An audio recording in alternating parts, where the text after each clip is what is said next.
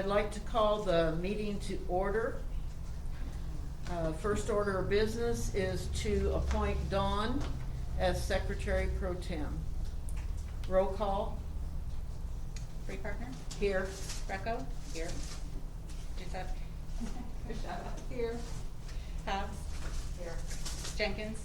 Not here. Victor? Not here. Weber? Here.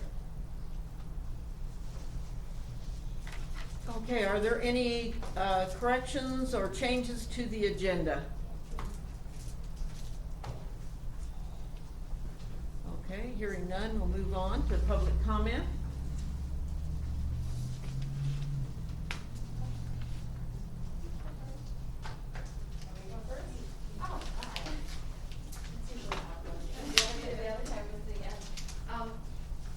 I want to thank you again for letting me speak here this evening. I'm Carolyn Kinsella, as you all well know by now.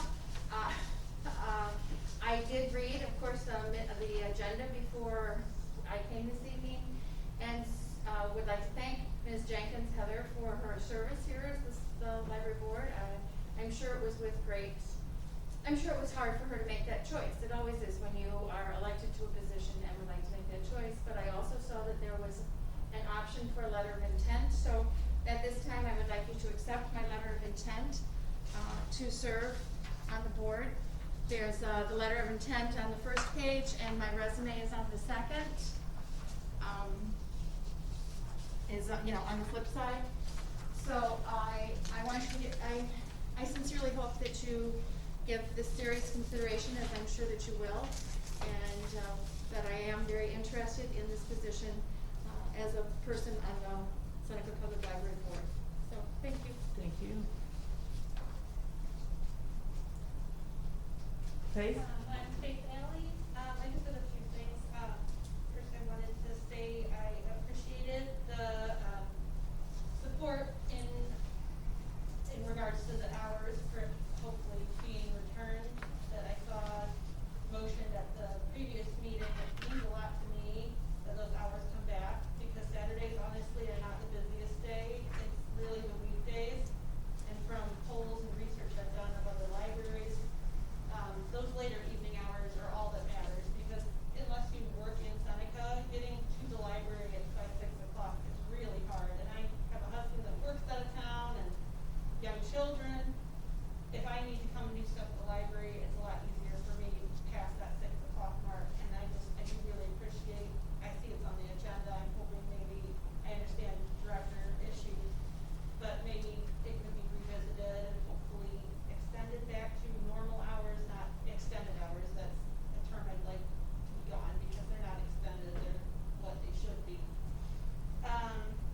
I do think it's a good thing that we're doing the fine-free library thing still. It's a really, especially in our area, a good thing.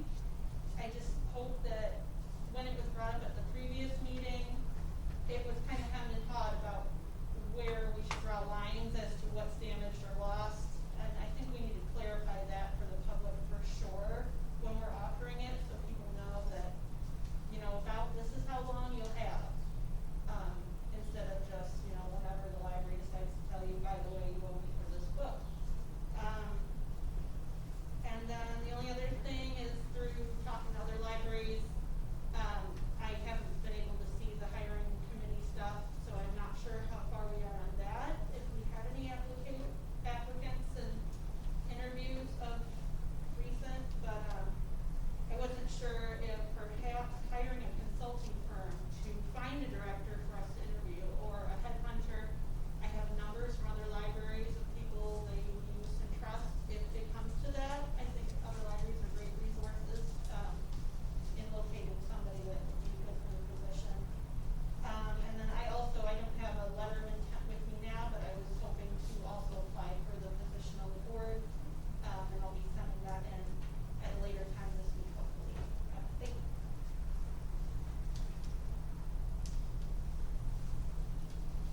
Jennifer? I would just like to say that this is maybe not library related, they're bringing the body of that young Marine that grew up at Seneca, Debbie Anderson's nephew, through around 7 o'clock. If I get a text to notify, I would just request that anyone that would like to step outside for a minute, maybe we could adjourn the meeting and pay our respects to the kid when he comes through.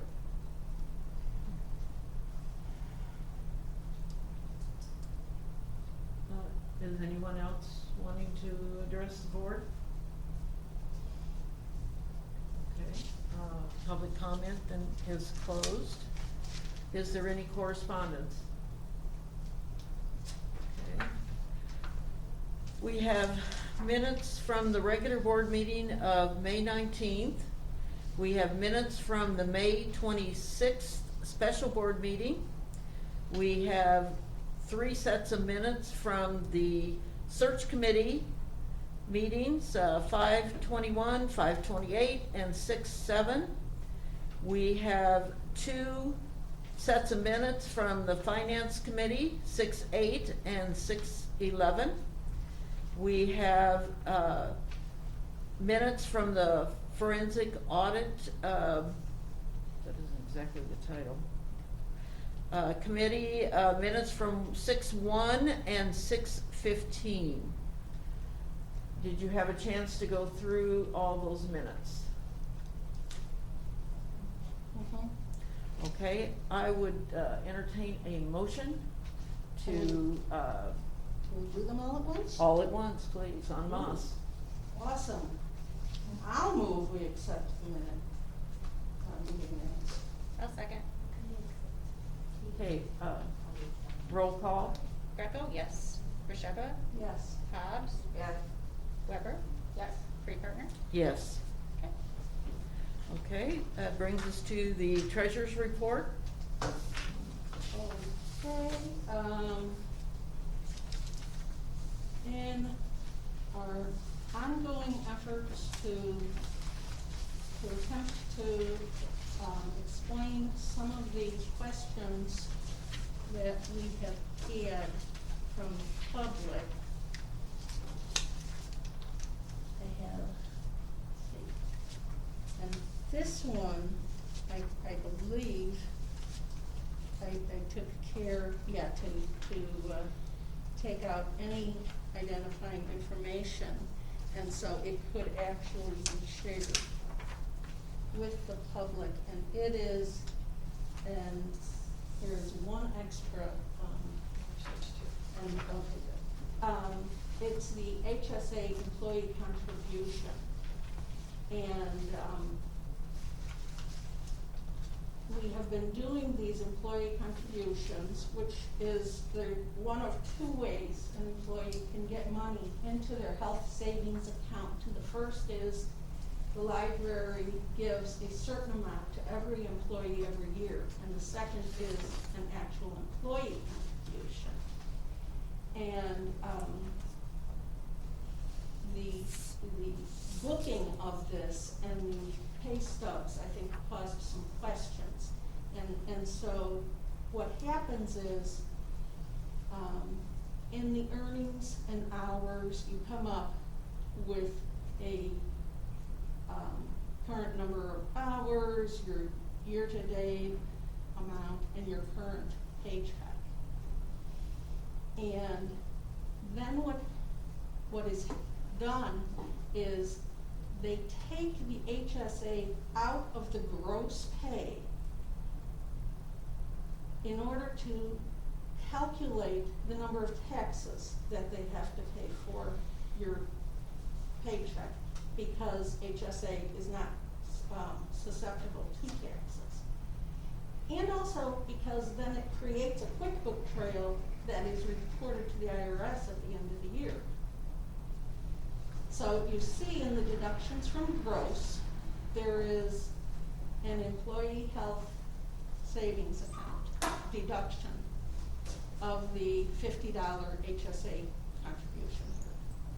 So then they calculate the taxes, and then they put the HSA back in, which I think is the step that confused people. And that's because it is a part of net pay. And then from the net pay, which on this paycheck is $725, they take the HSA contribution out and they send it to the designated checking account given to us by the, oh, this is not shareable, I'm sorry. I missed the checking account numbers, guys. We cannot share this at all. Oh, I see. I'm sorry. I'm willing to make a copy of it once I redact the proper information. So the money is split from the net pay from 725, 50 to the HSA, 675 to the regular account. And the second page here is Sheila found her original notes back in 2008 when she set this up. And then the last one is a simple explanation that she was talking about online. If you guys wouldn't mind handing those back to me, since they really shouldn't be.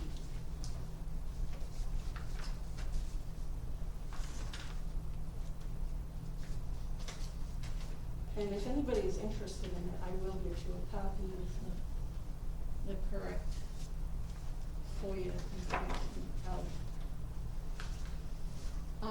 The other thing I wanted to talk about was some questions were raised about specific garnishments. And these, again, I can't really share, but as we went through,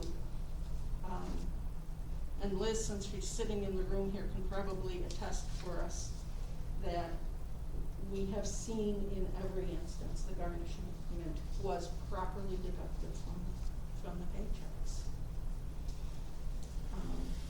And again, for board members, there should be a report in the office for you to look at later on. So moving on to the fund activity investment balances.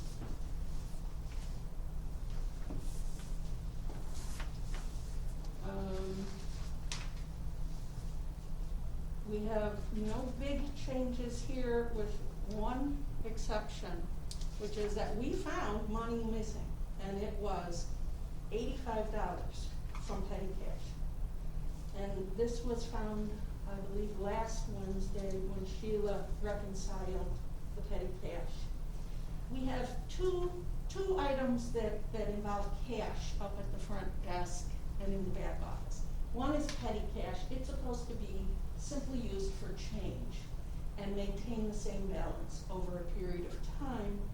And then the other would be the receipts from book sales, fines, copies, etc. The petty cash is balanced and reconciled on a yearly basis in the past. And so Sheila did it this last week. And whether there's a missing receipt or something has happened, we do not know, and I cannot explain that money. And that is the $85 that I know of that is unaccounted for here. What has been done is, and we've been discussing this previously, is to tighten up our petty cash.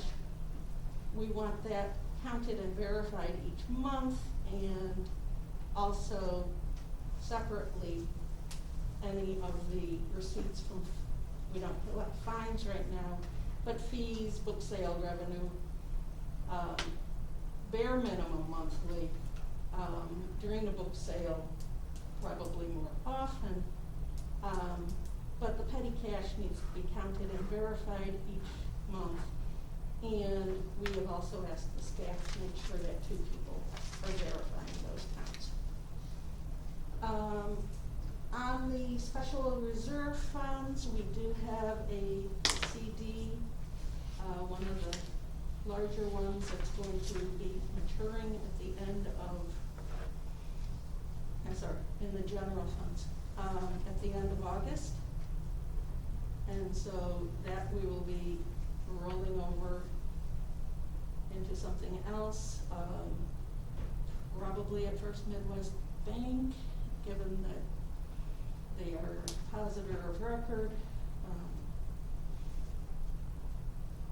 And since it's at the end of August, it'll be discussed more in detail during the August meeting. Moving on to the financial report. We're almost at the end of our fiscal year, So this report reflects 11 months of our fiscal year. And if you go down, you can see it's been a very odd year in many ways. The first item is our professional fees. We have spent $15,800, and we budgeted, based on past experience, 5,000, or, I'm sorry. Yeah, we had budgeted 5,700. We're over $10,000 over. And this is attributable to legal counsel and professional help from our bookkeeper in fulfilling FOIAs. And so when we talk about the budget, we'll be looking at what we need to do to prepare properly for next year. We added a line to our financial report for the temporary worker so that people could see what was going on there. We've paid her $1,300 as of this date. I believe she's been here over a month. And even today, she found some receipts that had been stuck on a shelf somewhere in the back room. So she is truly, truly cleaning up that mess back there. Then going down to programming, we are way low for the year. It's been an unusual year in many ways between COVID and then the staff being very busy. Their goal for the next several weeks is to really try to spend some of the programming money ahead in supplies and planning for next year, because our next year budget won't be as generous, and this money is available to us right now. And the same on the collection. We've spent $66 or 66% of our collection money, and so they'll be trying to use some of that money available to them in the next several weeks. The building fund, you will notice, has a addition instead of a payment there, and that is because we received on the 14th, or deposited on the 14th of May, $7,632 refund for those taxes that we had paid previously. Any questions? That's all I have to say about that.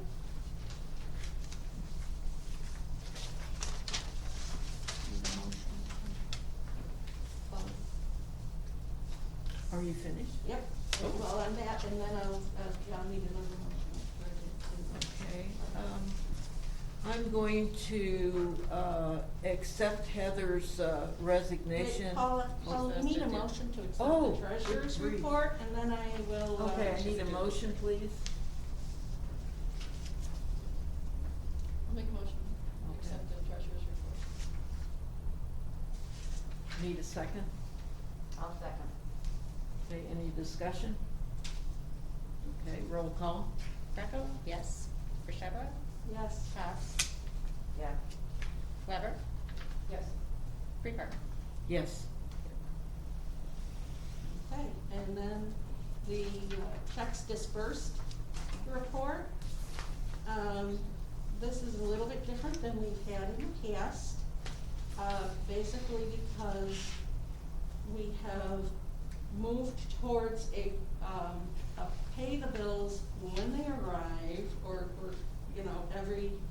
right before payroll is done, every 2 weeks, we get in here and we pay the bills, and the board then approves these payments.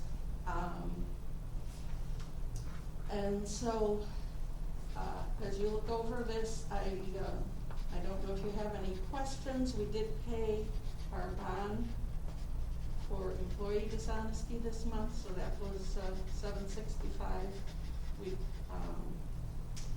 played our usual payroll things.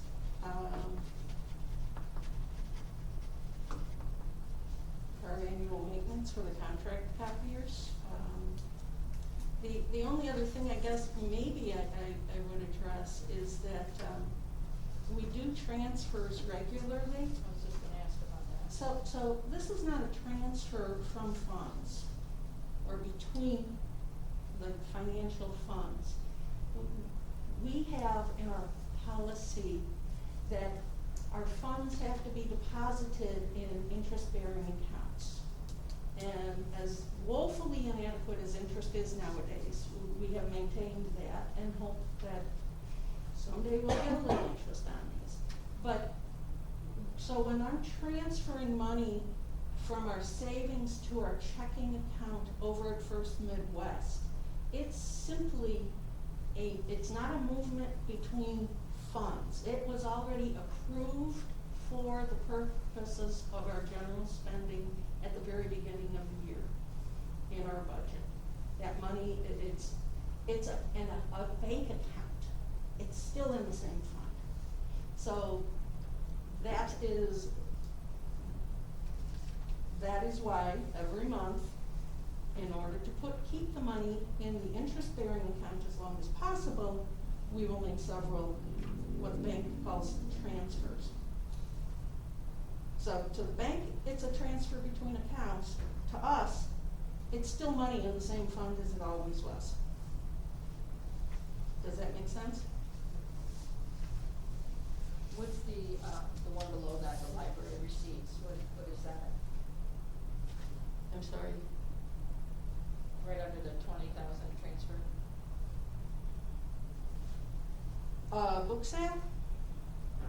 No? What is the library receipt?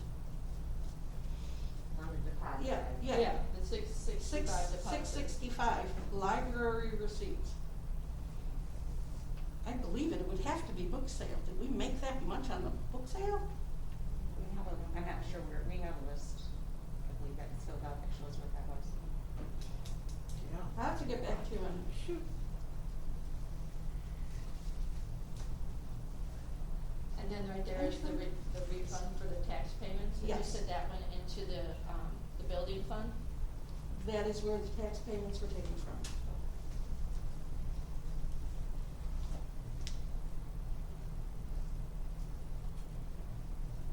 Any other questions? Okay.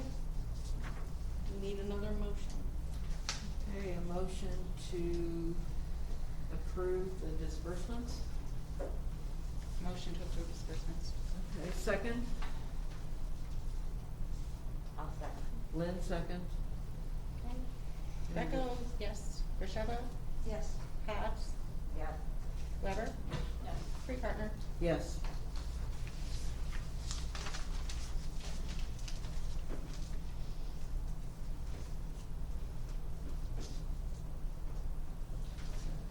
Was that part of this one, or Mary, are you finished? I am finished. All right. Okay, at this time, I would like to, read Heather's letter of resignation. I am writing to submit my resignation as a Seneca Library trustee.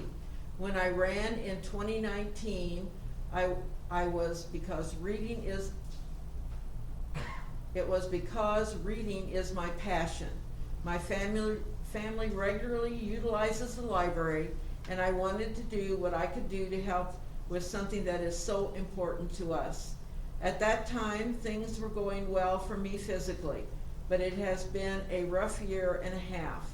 I know that I would be missing upcoming board meetings for medical reasons. With the search for a new director, the feasibility studies regarding a forensic audit, this is not a good time for the board to be short a trustee, so I am stepping down. Sincerely, Heather Jenkins.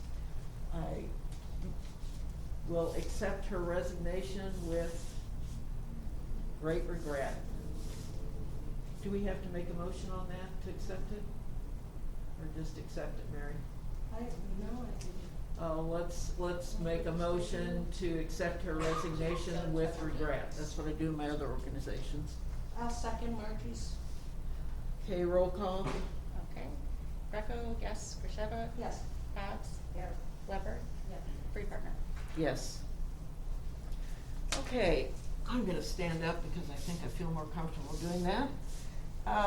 The board is highly motivated in examining issues and correcting problems brought to its attention. I think, however, there is a misunderstanding that board members are to respond to public comment. Our response is what we do as a board. We form a committee, that's a response. If we research items and find answers for you to that research, I think that is a response. Now I'm going to hit on a few things that we worked on. Sheila was contacted this morning, that's our bookkeeper. And no, she does not have a bond because she has no access to our money. So she is not bonded, but she is willing to do so. But I think she would require a contract in order to do that. And with a contract, a contract with us. She didn't quite say that. No, okay. May I? Yes, go ahead. Okay, may I correct that slightly? She is happy to get a bond if we would so require.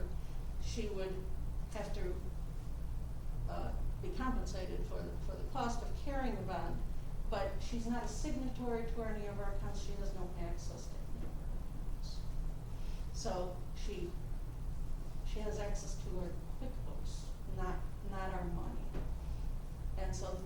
And she reconciles our checkbook, and that's part of the nice separation that we do have, is that she doesn't have any signing authority.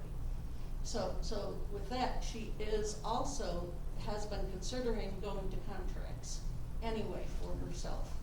And she feels the pros and cons about that. Well, yeah, because without a contract, we find that she feels she has more flexibility, or we have more flexibility to ask her to do things. If we had a contract, then you'd be, each line item and so on. Okay. Well, one thing we did find, and we find very regrettable, is the fact that the nice little board meals that board members did have a year and a half ago, and this has been an ongoing tradition, I think, for 20-some years. We were very unhappy to find that the money for these board meals were taken out of adult programming. That is very regrettable, and I don't think there's a one of us that has a good thought about that at all.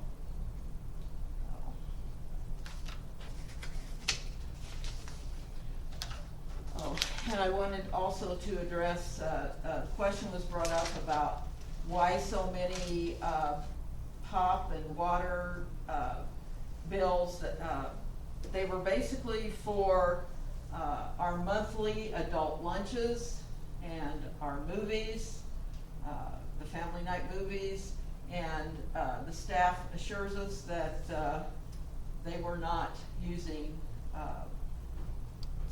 the refrigerator back there like a vending machine. So another thing that was brought up was the Pitney Bowes, which is our postage meter, so that meters mail going out. And the staff really feels that we do need to continue with that service. It would impose upon board members, you'd have to come in and sign checks to go to the post office or use the credit card, and it would be very inconvenient for the staff and also for board members going forward. And so we'll give that some more consideration, but I really feel that we do need to keep probably the Pitney Bowes machine. Can I ask a question? No. Talking about the dinners, did you mean like the adult coming out of why we're not very happy. Okay, recently a patron felt that a staff member breached confidentiality. That was dealt with immediately. The staff was given the Library Records Confidentiality Act 75 ILCS 70 as reference, because the board wants you as patrons to know that you're in a safe environment and that your interests are kept personal. We believe our employee didn't technically breach the Confidentiality Act as nothing concerning the material was shared. But out of respect for our patrons' wishes, the staff has been cautioned to refrain from sharing even the existence of material ready to be picked up by the patron, by anyone other than the patron. And if calling, they are to identify that the material that's ready to be picked up, the message is for patron X. Okay, the board celebrates every child that comes through the door. All children are welcome here at any time in the library. The voided check situation was scrutinized, and the report that we've reviewed showed 4 or 5 voided checks a year, which we do not feel is excessive over a 10-year period, and the explanations were reasonable. Going forward, no employee will be reimbursed unless there are receipts. The board in the past has sent library staff to conferences. Our new policy passed in April 2021 will include more comprehensive reports on cost and what was learned. During this next fiscal year, not many overnight conferences will be granted due to budgetary constraints. Now, I have authorized an Institute Day for June 23rd. It will be held here in the Cultural Center for the staff. The cost was minimal, and it's actually a American Library Association virtual conference 2021, and they had a special deal for this particular day. The doors will remain open, and various staff members will continue with their responsibilities for that day. Regarding Allison, our temp worker. Allison, the hiring of Allison was done by the former board president and later passed by the board. This decision solved many immediate concerns. Allison's service has been so valuable that the budget for 2021 reflects the possible extension of this agreement. Improvement will come through policies, procedure, follow-through, or oversight. Ordinances, resolutions, and other documents that were done in the past were sometimes not followed through to the proper endpoint. That is, published in the newspaper or sent to the proper authorities requesting the documents. The board itself needs to have better follow-through regarding action items generated in board meetings and make sure that they are accomplished. Agendas and minutes posted and filed, ordinances numbered and sent to the newspaper if applicable, posted and filed, resolutions numbered, posted and filed, policies adopted, integrated into the present policy handbook, and notices given to the staff. An item which is regularly done in June, the examination of executive board minutes, was done in April. So the board will examine executive minutes again in October. Thank you. Oh. Are you sure you want to do this? Okay, the next item on the agenda is the statistical report for the month of May. We are continuing Take and Make Craft, and Anna has implemented outdoor activities such as story time in the park, and other summer reading activities are planned for outdoors as well as in the coming months. This month's teen adult take and make was an acrylic pour kit. The children's take and make it for May was a Lego STEM kit. Due to COVID-19 virus, the library has been closed since. That's part of, that's just showing you that the numbers are all off because of that from last year of this time. Oh, Yeah, okay, yeah. so I don't have to read that. No. Thank you very much.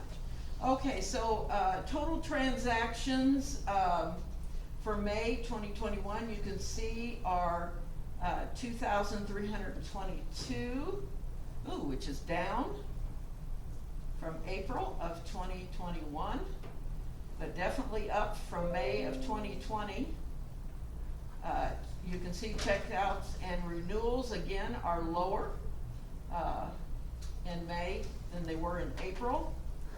Checkouts, transaction type, okay, the checkouts were $965 in April. Oh, we went up on that one. In April, they were $949. Renewals are down. Holds placed are down. And holds filled are also down as from last month.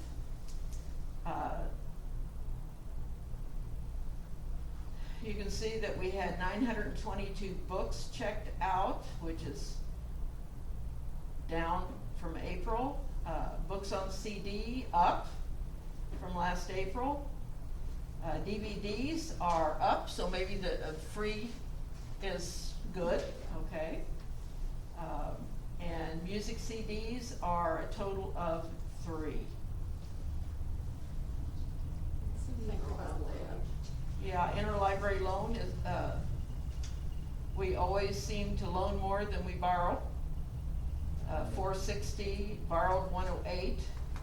We borrowed 60 DVDs, or loaned, 60 DVDs, yeah. Is that it? Is that gonna check, make people gather? Because we should Because we paused. pause, yeah. Well, I'm yeah. gonna leave that recording, but we can all go out if you'd like. Yeah. Cause I don't know how to save it. No, I think so. Yeah, keep it safe. You all mind?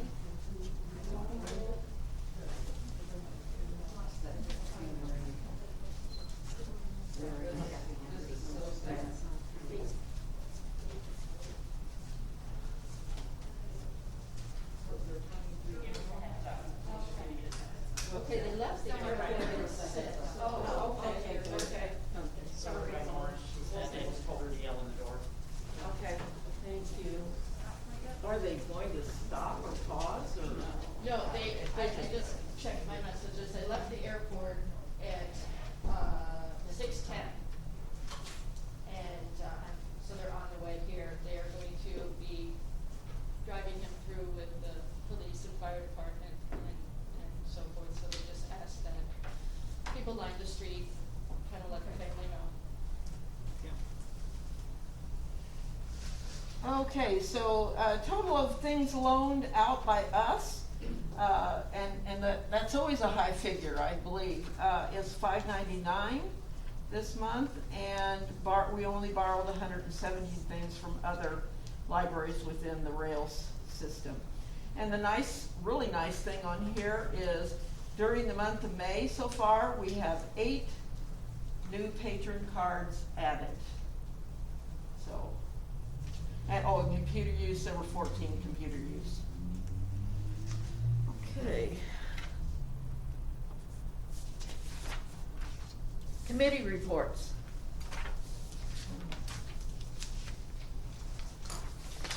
We'll start with, Policy Committee. I don't believe we have any, do we? Policy Committee? I don't believe the policy committee is met. No, okay, we put everything on here so that each month we would have it to call on. Personnel Committee. We did meet and we have, acquired, the newly revised personnel handbook from HR Source, and we are reviewing it, and we have a meeting planned scheduled right now for next Thursday, June 24th at 1 o'clock to start going over that and reviewing that. When's that meeting? Margie, I'm sorry. 6/24. Oh, thank you. I'm sorry, yeah, That's good. Okay, Personnel Committee? that was. Is there some- Oh, that was, oh, I put it in the wrong place. Correct. Okay, Building and Maintenance, we haven't met. After report, yeah. Budget and Finance Committee. We had two meetings. The first was for policy, and we reviewed our existing policy, made some changes, looked at our procedure, some of which you have seen incorporated into what we're doing here.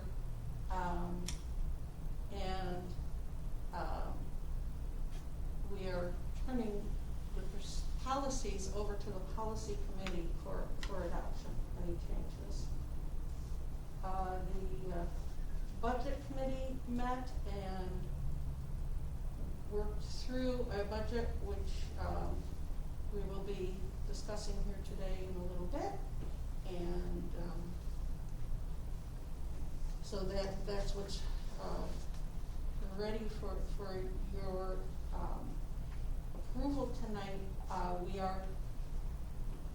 We are, however, what we brought to you and gave to you is the proposal, so we could still finagle things around a little bit. That's our Okay, the Director Search Committee, I'll recap the first meeting. The committee requested a special board meeting to present the board's salary start of $55,000 with an open-ended salary based on education and experience, and the board granted approval for that request. The second meeting, the committee decision was to offer Zoom interviews, and work continued on interview questions and job description. The third meeting, the committee decision was that the full board would hold final interviews in executive session, and work continues on the interview questions and the job description. So, And there's a meeting scheduled for Tuesday, correct? 22nd? Yes.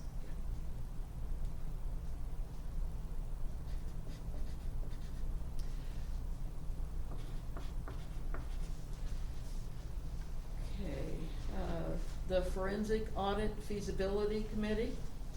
We've met twice, and based on our discussions, first of all, to distinguish between, and I think Julie David did a nice job at the last meeting of talking about the difference between a forensic audit, which is traditionally done for fraud, to prepare cases for court, and can be billed at anywhere from $250 to $500 an hour, and they are renowned for going up into $40,000, $50,000. Based on input from Rails that said the only forensic audit they're aware of that has been done in their area has been a audit instigated by the SEC on the Chicago Heights library system after they had $400,000 stolen. We have $85 missing out of petty cash, but what we're thinking, and that is more needed and applicable to our situation, and Margie has talked to several different CPAs and firms and began discussing ideas on how to move forward with a little bit of an examination of our books to allay community concerns. And so the forensic audit moving forward is going to be discussed in new business or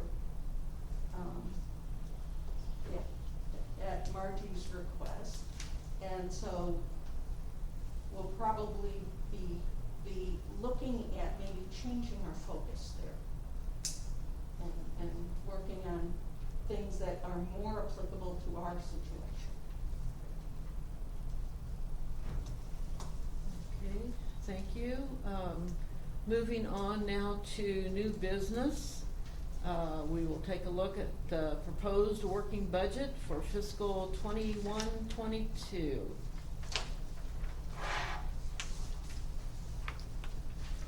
Okay, so this is a proposed budget. The first column is a proposal number that came out of our budget committee. And please, those of you who have been involved in this, feel free to jump in. We have a column for 11-month actuals. And then we have our third column of the last year's budget item and the previous year's actual item. In our general fund, and these first accounts that we're looking at, the general fund, the building and maintenance, am I speaking loudly enough? I have problems, I'm sorry. The tort liability insurance, FICA, IMRF, and audit fund, those are set by the taxing bodies. So we get what we get. The general fund, we are getting from property tax $577,558. The total property tax for all of those funds I just mentioned is going to be $746,892.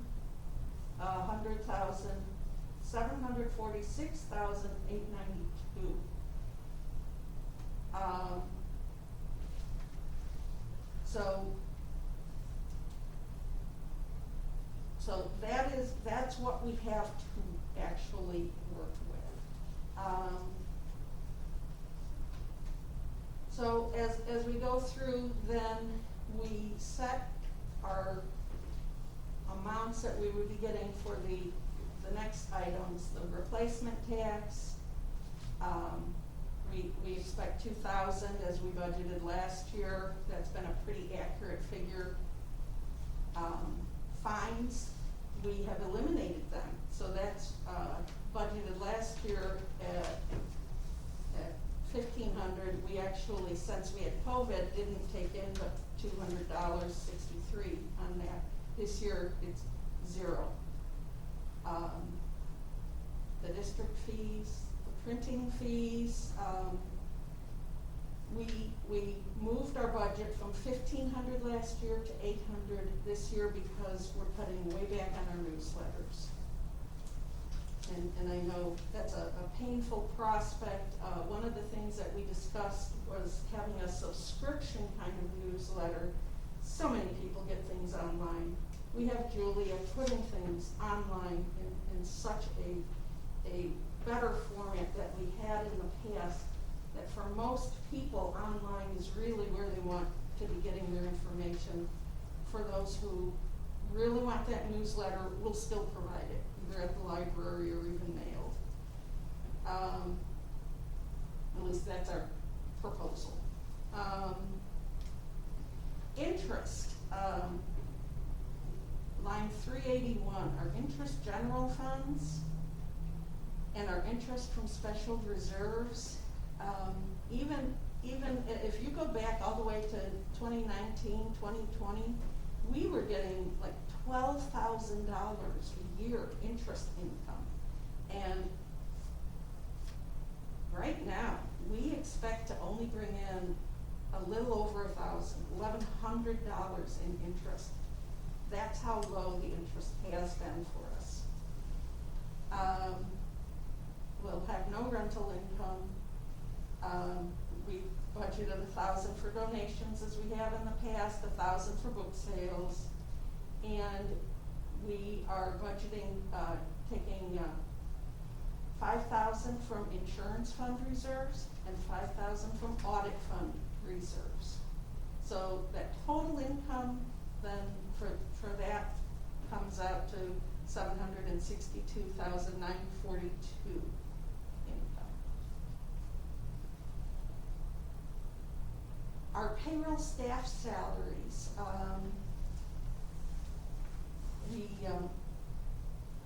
we have budgeted $322,900 for that. And the allocation of that money is going to be discussed further in the executive session. But, I do have, I'm sorry.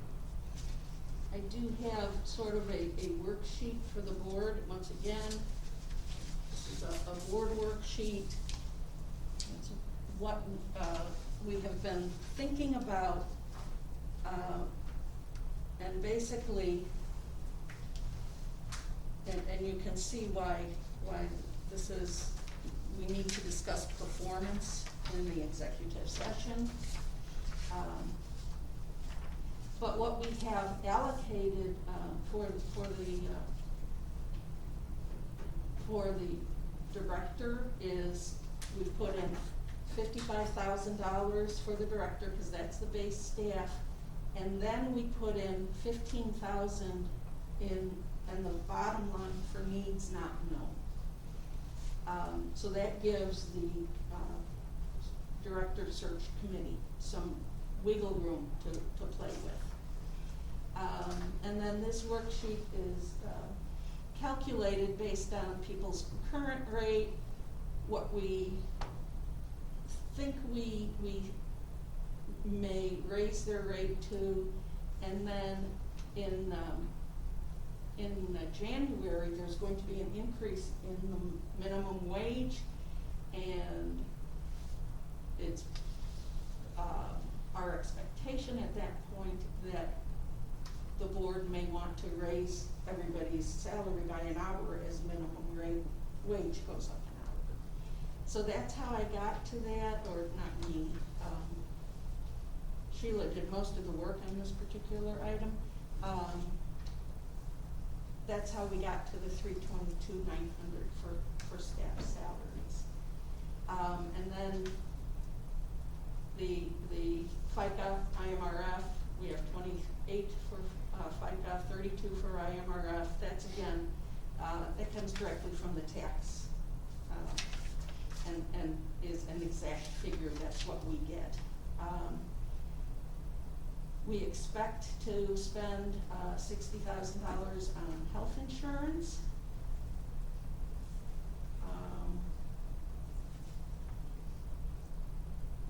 And then so our total for payroll is coming in around $443,000, which is actually a little low percentage-wise for libraries, I believe.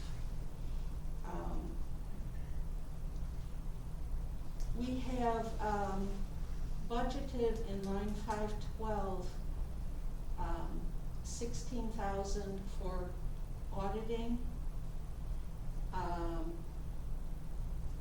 and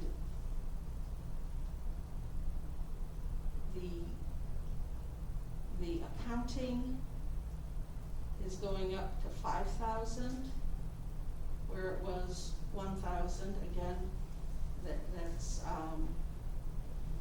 that's expected due to the FOIA load we have had. Our legal fees,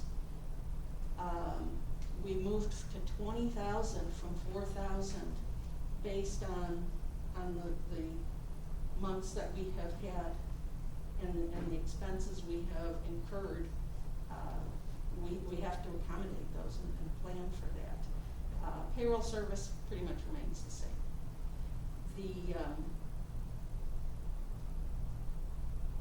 We have a new line for the temporary worker, and as we had said before, we think we would like to keep her around for maybe another quarter, few more months, 4 more months. We've budgeted for that, so that's $6,000. We have taken postage down from $2,500 budgeted last year to $1,400 this next year. And again, we want to cut down on some of the mailings of the newsletters. Dues and system fees, we predict will be 14,000. We are, taking the conferences and the training and travel and expenses budget. We had 6,000 there last year, and we actually did not spend that money, due to COVID, of course, and we have cut it more than in half. We feel if there's going to be cuts made, we need to do it in the training and travel expenses. It's just not the year to be going to conferences. The next page, the communications, the telephone, internet, we estimate that rather than the 15,000 we budgeted last year, we'll be able to get by with 10,000 based on the changes we have made with AT&T. Utilities, basically the same, so our total utility bill is 5,000 less than it was last year, 33,000 total. And then our insurance is pretty comparable to where it was last year. Our general insurance is a little bit higher. Our bonding, for the legal bonds, we put in 5,000 there. Safety supplies are approximately the same. Our unemployment tax insurance, we have had a claim, so instead of 850, it is 2,500.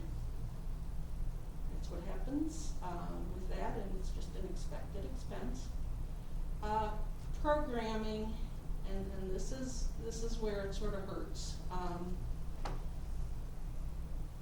We didn't spend a lot on adult programming this last year,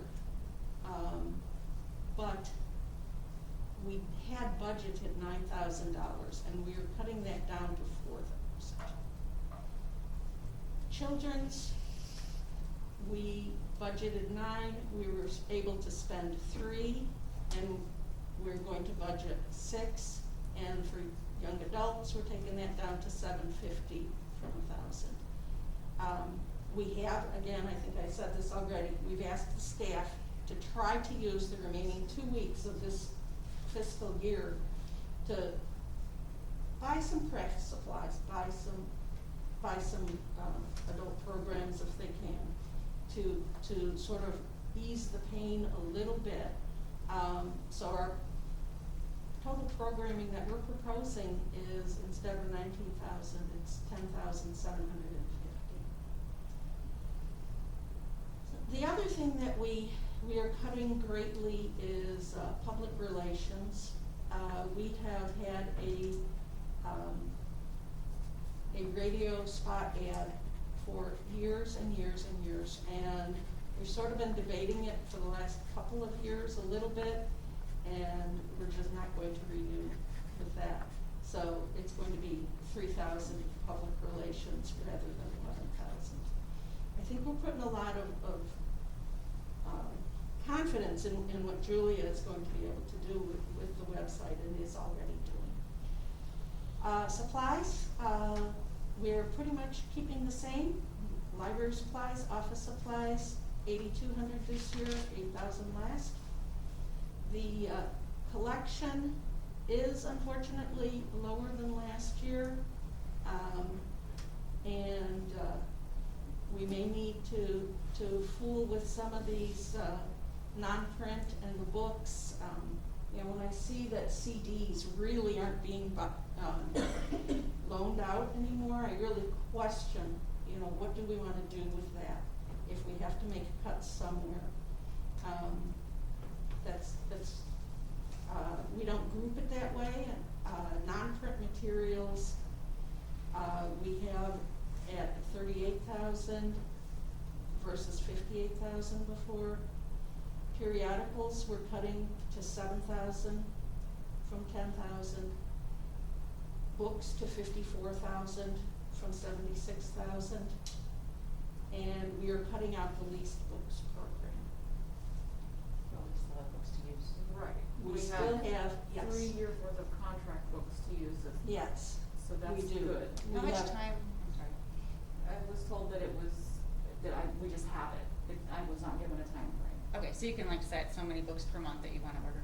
And it's like 1,200 books. 1,200 books. Yeah, They're getting off the Seneca exit now, just FYI. so Okay. we have a time. thanks. So, the total collection number on the budget comes into, just a little lower than 100,000. It was 151,000 in the budget last year. Contingency expenses remained basically the same. Building fund is a tax, figure, it comes in at 52,000. And we have it split up, building equipment and furniture. Alterations to the building, is 0 this year. Maintenance and supplies is going up to 8, grounds maintenance going to 3, service contracts going to 15,000.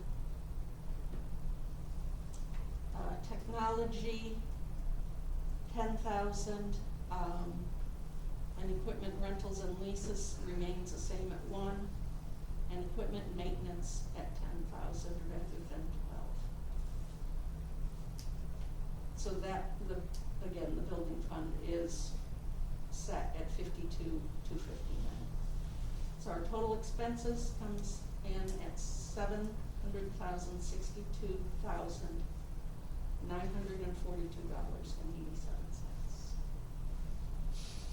Questions, suggestions? It's a lot of information.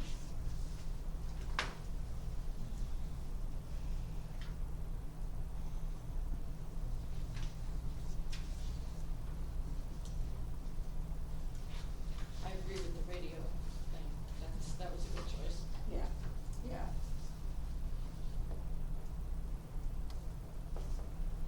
Kind of sad about the programming and the books. Yeah, It's only a year though. Mm-hmm. It's only a year.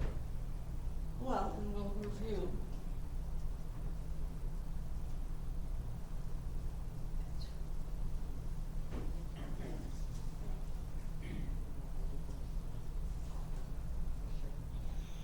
So, do we need to adopt this? I mean, that's what it's here for, to adopt it. So we need a motion. If no one has, we still will have to, go into the executive session and talk about performance and allocation of the amount that's on the staff, but, Does this have to be, done this month? yes. Now, if we, and I think as you and I talked about, you know, I think one of the things that we have here is, facing us is looking at an expense for doing some sort of deep dive CPA examination.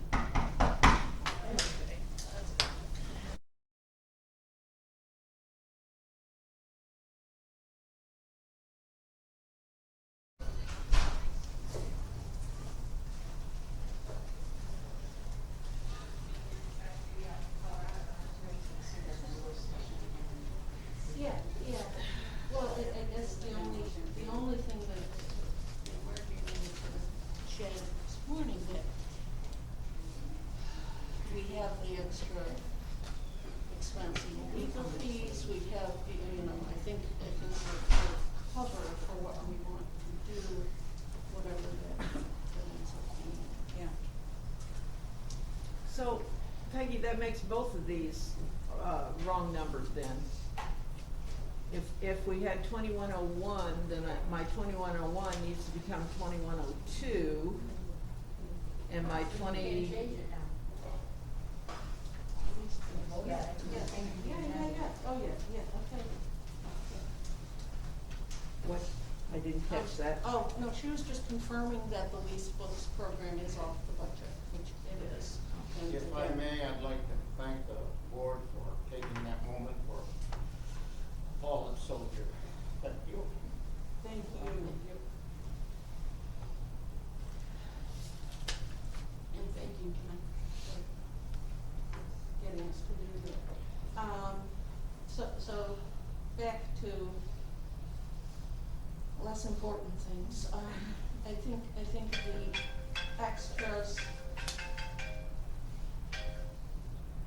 the extras that we have put into, professional fees would cover,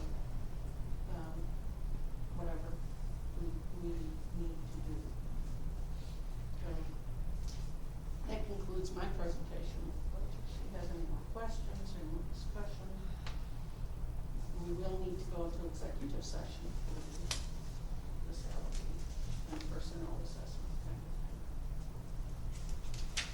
So I need a motion, I guess, to approve the budget. Well, I hate the motion. Pardon me?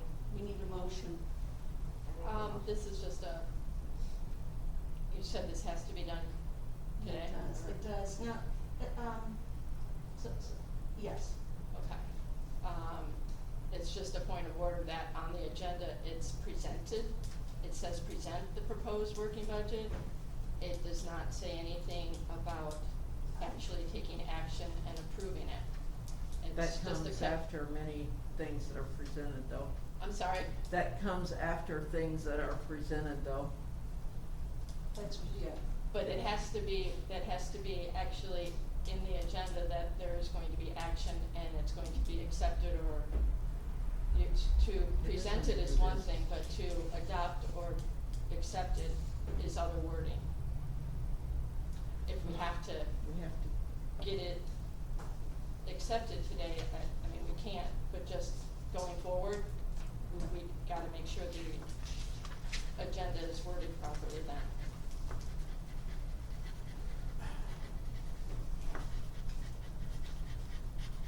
You understand what I mean? That- Mhm. Okay.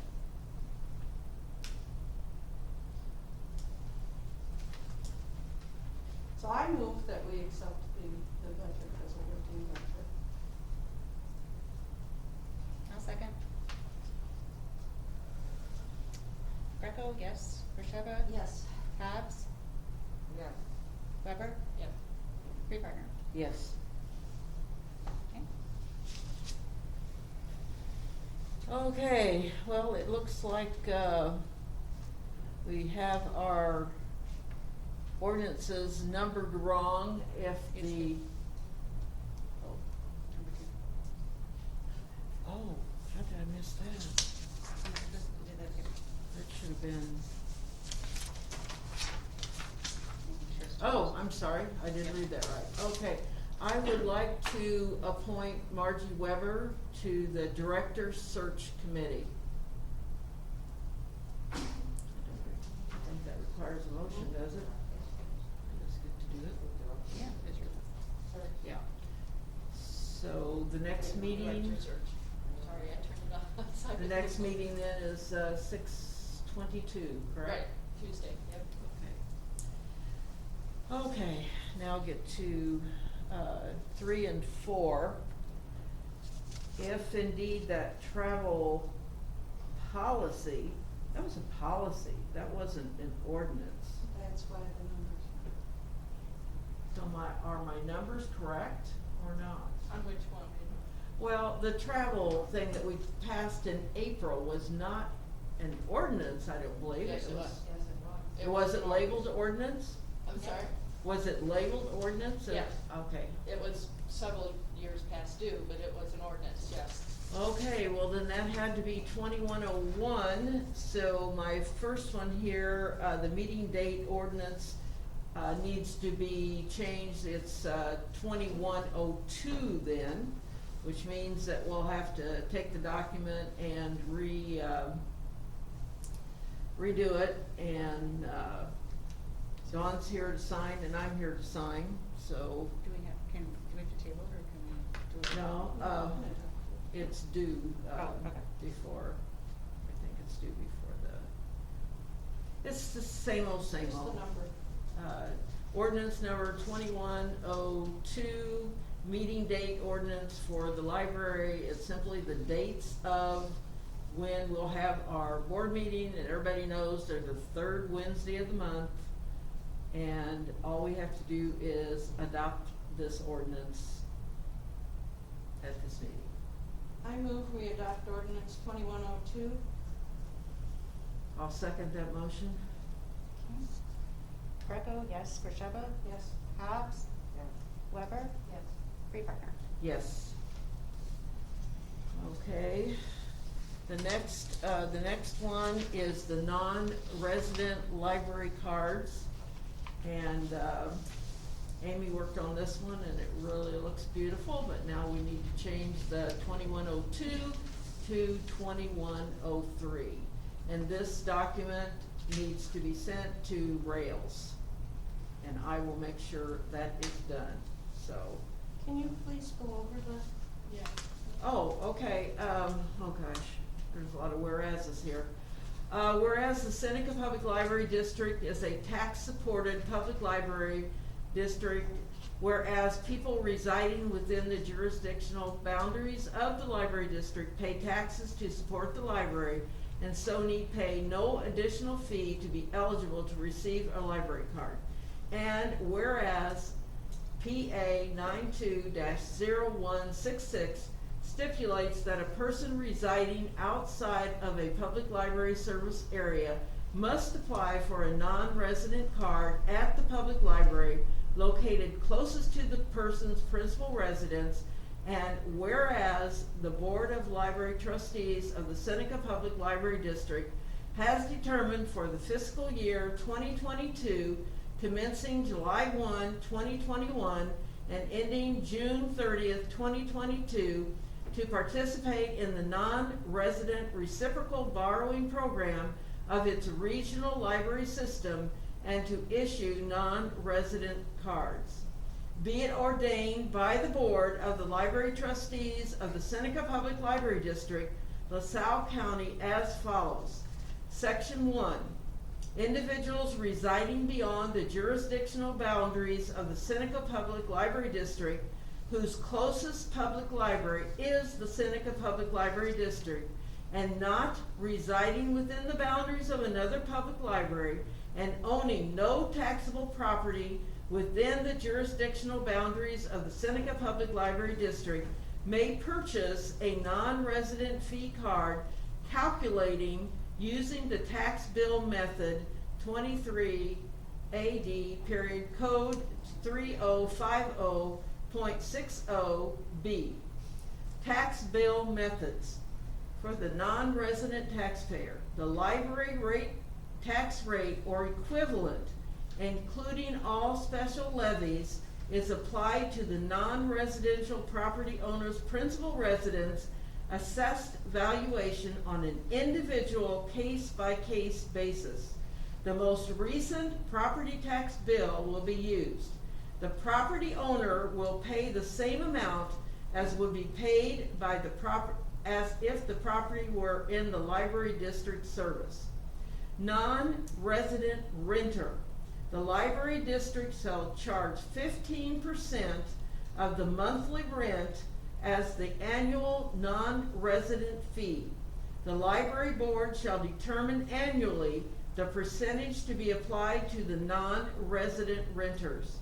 The renter shall provide to the public library a current rent receipt or a canceled rent check for verification purposes.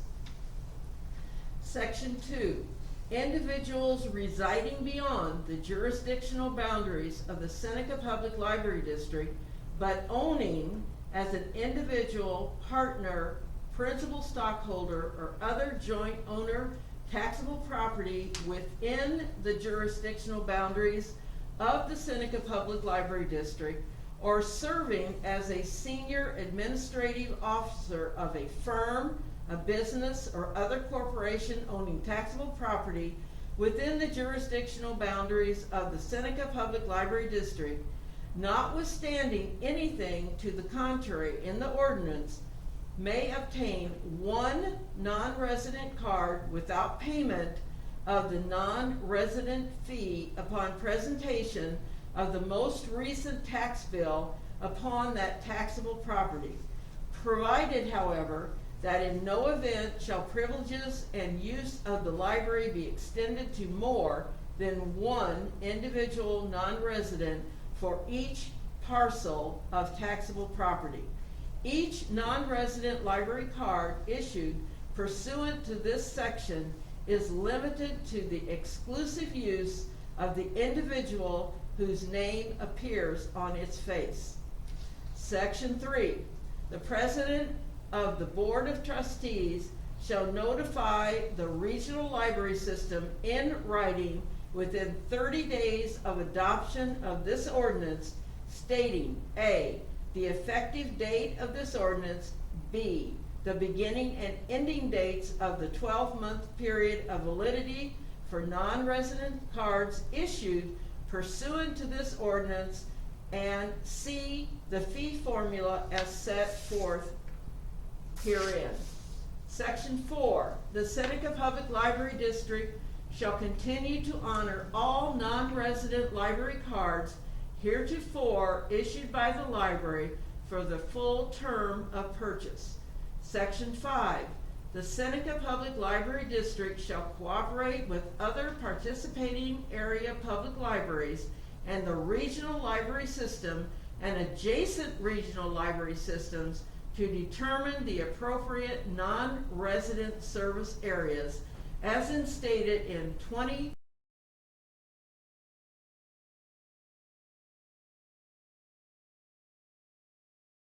It's my understanding that we don't have the staff to go back to full-time, right?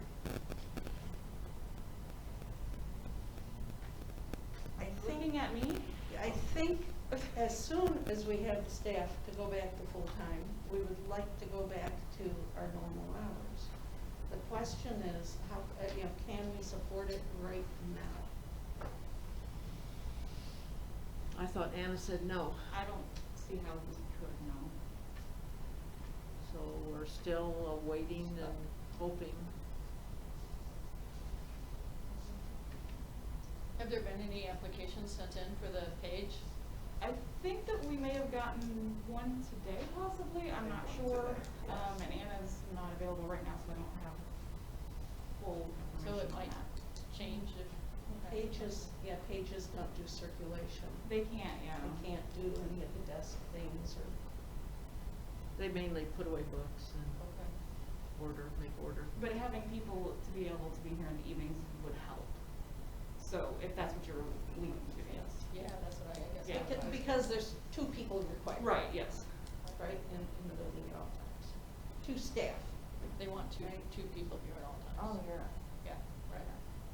So, and we can't, I think the two more days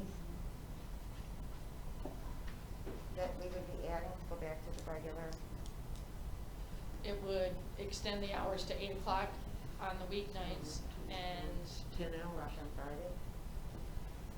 oh yeah, Fridays Friday. were open till Friday. 6, Friday and so then that's Monday 4. through Thursday it was until 8, is what the previous hours were, yes. That's 8 more hours. You gotta How many? fill. 8 more hours that you have to fill Per week. per week.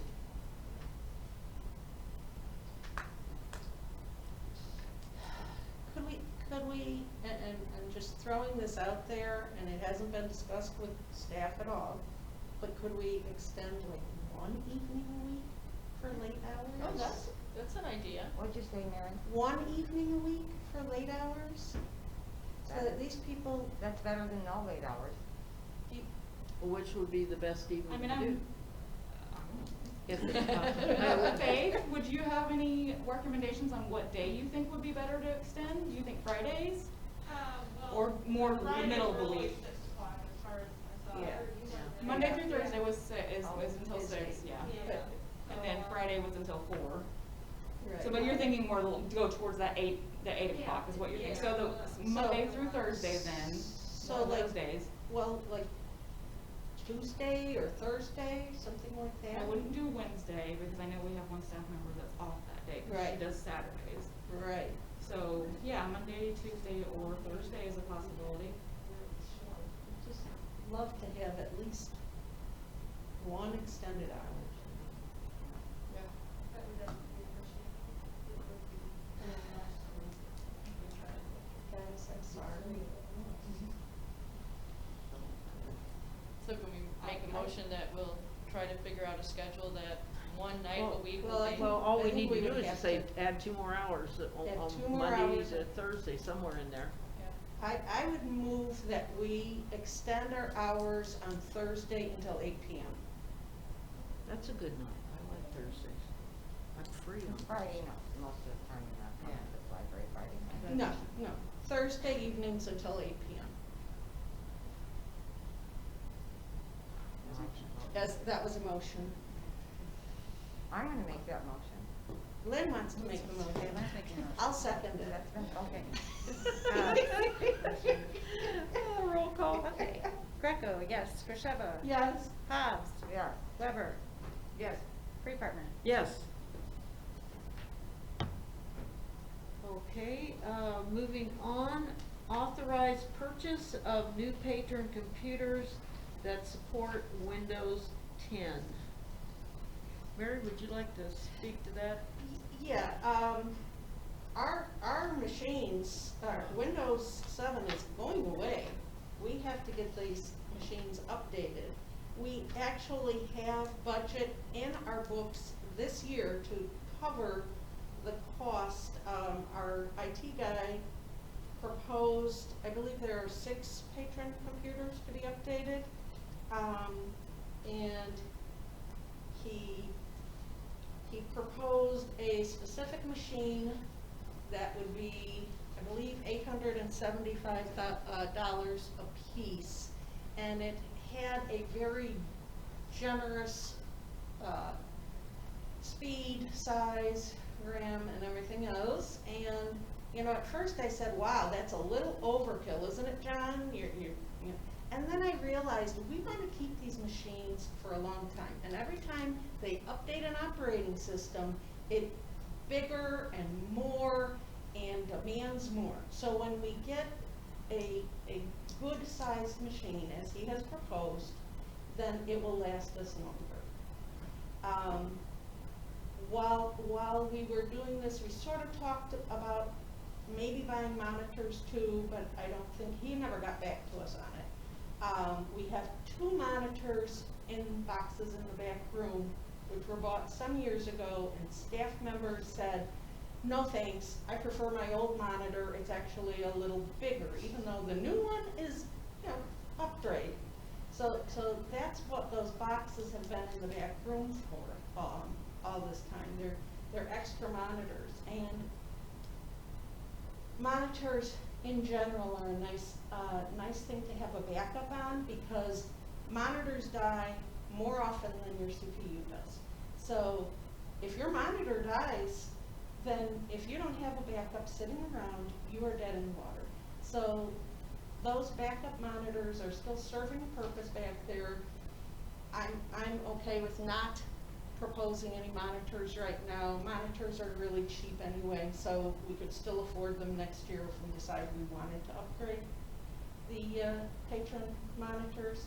So right now, I would move that we go ahead and give John the authority to buy up to $875 a piece, 6 computers of the specifications that he had provided us. 6 of them, so. Uh-huh. And this will come out of this year's budget. And this, and if we do it quickly, that's why it's on the in the agenda tonight, because we can do it now and get it in on this year's budget and be done. So, second for that motion, please. I'll second. Okay, Lynn? Any discussion or questions? Yeah, we need to ask questions. Did they provide any service or maintenance with that, John. service contract for how long, or? Well, it'll come with a hardware warranty, and it comes loaded with Windows 10 Pro. Windows 10 Pro is the operating system that provides the security that we want to have. And it also provides remote service, in case, and I don't think John does this, but remote dial-in service Right. is supported on a Windows 10 Pro operating system. So that would be a nice thing to have as well. But the service, hardware, of course, would be warranted. And his proposal was for this machine or whatever is very much similar to this. So we're sort of giving him authority to purchase something in the ballpark of what he has proposed. We're not saying you must buy this machine, because it might not be available anymore. That was 2-3 weeks ago that he gave us that proposal.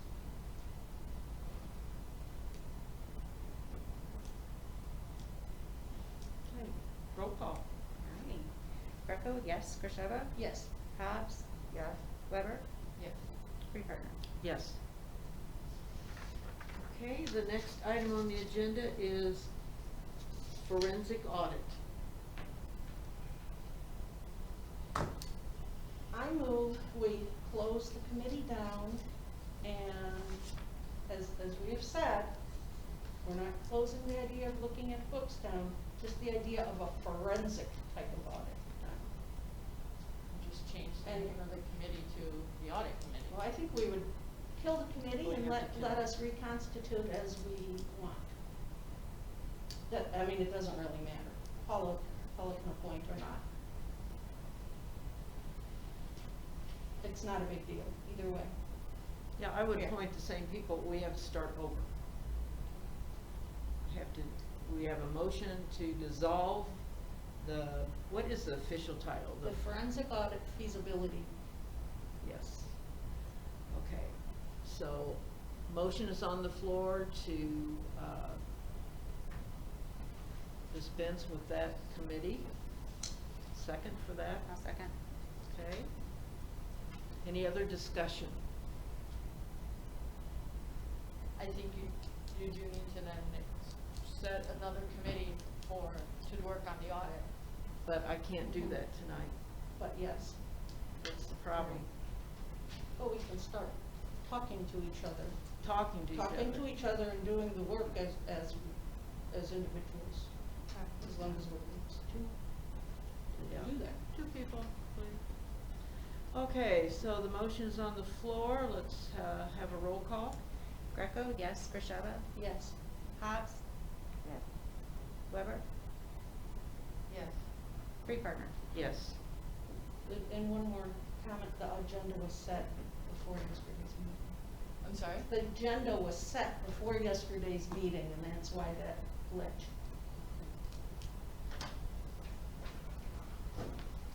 Okay, it is 8:17, and we need to go into executive session. If you wish to be notified after the executive session is over, maybe you could put your phone numbers next to where you signed in, and I do hope everybody did sign in. That is a requirement. So, So we need a I motion. move that we go into executive session. I'll second, for the reason of personnel.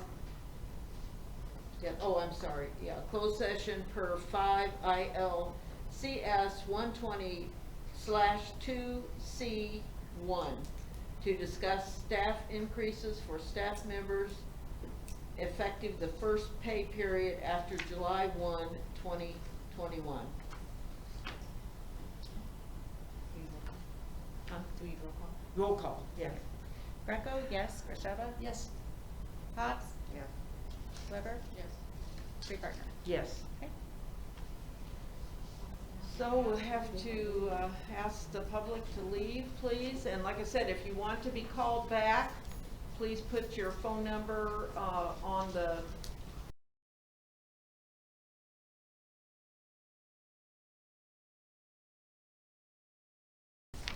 Okay.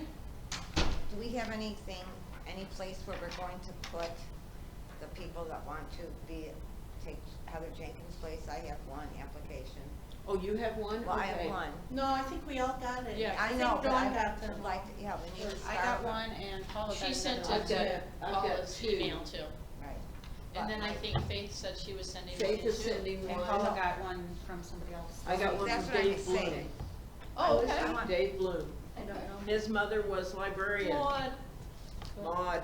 So, okay. And he So- got, so, here. we We ready don't to want the go? one, we already have? Okay. Do your stuff, Dawn. What am I doing? Oh, ouch. I got it. I'm making my reading glasses.